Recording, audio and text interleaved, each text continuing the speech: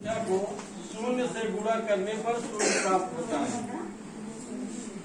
किसी भी वास्तविक संख्या को शून्य से जोड़ने या घटाने पर वही संख्या प्राप्त होती है।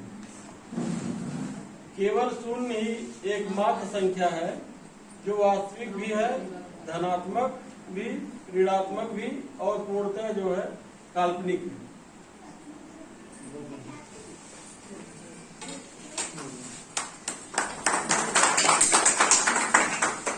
Group number 2। बच्चे को समझाने के लिए सर्वप्रथम जैसे कि हम टीचर्स ये काम करते हैं कि सबसे पहले सिंबल्स का प्रयोग करते हैं।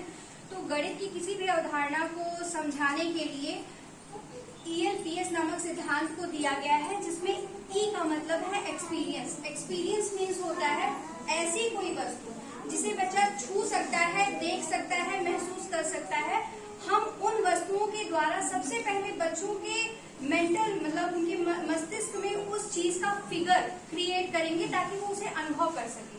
सेकंड नंबर आता है जब वो उसे छू लेगा, उसको अनुभव कर लेगा, उसके बाद उन्हीं वस्तुओं के द्वारा हम बच्चों से वार्तालाप करके उनकी ज्ञानेंद्रियों को खोलेंगे और ये बताने का प्रयत्न करेंगे कि फलाना चीज ये है। और अब जैसे मान लीजिए हम उनको गिनती सिखा रहे हैं, तो मान लीजिए 5 कंकड़ लिए या 5 पत्तियां ली या कुछ भी लिया, तो उसे बताएंगे कि देखो ये चीज ये है, तो उसको अलग अलग करके उसका एक्सपीरियंस उससे क्रिएट क्योंकि हो चुका है, वो जान रहा है कि ये चीज ये है, तो उसे वार्तालाप करेंगे। थर्ड नंबर पे आता है पिक्चर। जब हमने उसको काउंटिंग सिखा दी 1 2 3 4 5, तो फिर हम फिगर के माध्यम से, पिक्चर के माध्यम से उसे संख्या बोध सिखाएंगे।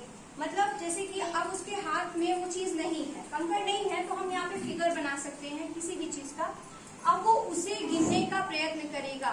जब वह उसे गिन लेता है तो हम लास्ट में उसको सिंबल पे आते हैं कि देखो 1 पत्ती, 2 पत्ती, 3 पत्ती, 4 पत्ती। तो 1 पत्ती के लिए 1, 2 पत्ती के लिए 2, 3 पत्ती के लिए 3, 4 पत्ती के लिए 4, 5 पत्ती के लिए 5।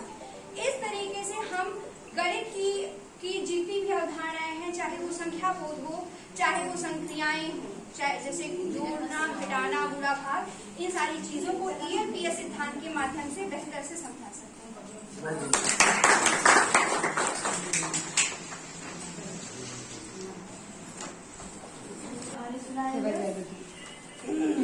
पहले हमारी बात को सुने ध्यान से। और वो कहानी है कि एक थी बकरी, उसके 4 बच्चे थे।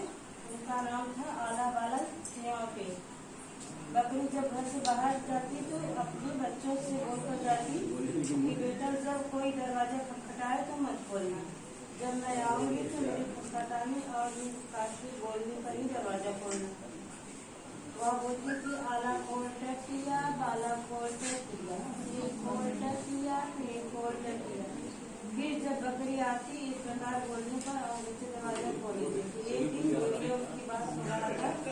जो ही बकरी बाहर गई, भेड़िया आया और उसी प्रकार बकरी के भाग बोलने लगा। बच्चों ने दरवाजा खोल दिया। बच्चे जैसे ही दरवाजा खोले, भेड़िया बच्चों को खा गया। जब बकरी वापस लौट कर आई तो वह भेड़ियों को अपनी सींग से मारती और उसका पेट फाड़ देती है, जिससे उसके बच्चे बाहर निकलते हैं।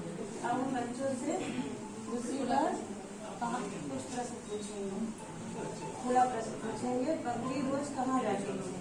बच्चे बताएंगे कि बकरी रोज कहाँ जाती है। बकरी किस लिए घर से बाहर जाती है? बकरी ने क्या संकेत दिया था कि मेरे ऐसे कार्य पर ही दरवाजा खोलना।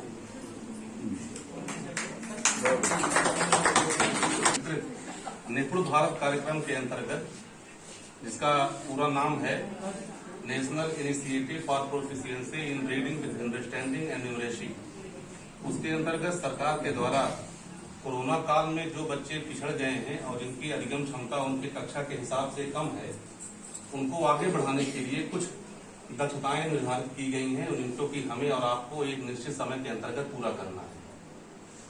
कुछ योजनाएं बनाई गई हैं जिसका कि हमको और आपको आकलन करना है, दैनिक, साप्ताहिक और सावधिक, और फिर लास्ट में वार्षिक आकलन भी हमें करना है।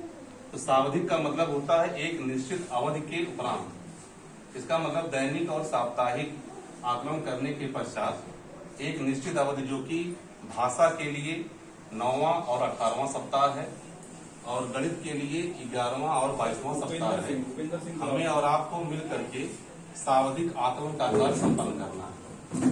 इसके अंतर्गत भाषा में हम क्या करते हैं, कुछ टूल किट हमको सरकार के द्वारा प्राप्त होंगी। टूल किट में कुछ अक्षर और कुछ शब्द वहां पर रहेंगे, जिसके माध्यम से हमें बच्चों का आकलन करना है। और आकलन करते समय यहाँ पर यह ध्यान देना है कि एक एक अक्षर और एक एक शब्द प्रत्येक बच्चे से हमको पूछना है, और पूछने के बाद जो निश्चित प्राप्तांक उनको मिलेगा उसको हम लोग मौखिक भाषा, डिकोडिंग, इसके अंतर्गत हम लोग उसका नंबर वहां चढ़ाते रहेंगे। और यहाँ पर यह ध्यान देना है कि हमको 2 ग्रुप बनाना है, ग्रुप ए और ग्रुप बी।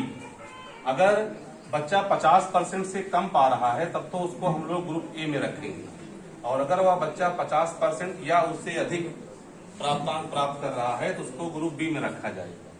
और इस तरह से हमको जो रेमेडियल और रिवीजन का काम करना है वो इन्हीं ग्रुप ए और ग्रुप बी पर संपन्न करना है। गणित में गणित का आकलन 11वें सप्ताह में सावधिक आकलन किया जाता है। तो 10 सप्ताह का जो भी आकलन होता है उसको समेकित रूप में हम प्रदर्शित करते हैं। प्रथम सप्ताह का आकलन, मान लीजिए अमृता ने पहले प्रथम सप्ताह में माने बच्चों को कार्य पुस्तिका, अभ्यास कार्य पुस्तिका में 10 कार्यपत्रक दिए जाएंगे सावधिक आकलन के लिए। तो एक कार्यपत्रक से एक दिन ये कार्य करना है। उस कार्यपत्रक से सभी बच्चों से प्रश्न पूछना है। मान लीजिए बच्चा अमृता है, उनका जो भी रिपोर्ट आया, मानते बी ग्रुप में उनको बना दी 50% से यदि कम है ए ग्रुप में और 50% से ज्यादा है हमने बी ग्रुप पर रख दिया। इसी तरह सारे बच्चों को हमने रख दिया। उसी कार्यपत्र के आधार पर इसका अब इसको देखें, देख रहे हैं कुछ सुधार, कोई कमी आपको नजर आ रही है, कहीं कुछ दिक्कत आ रही है? समझे, सर ने बहुत ही बेहतर बताने का प्रयास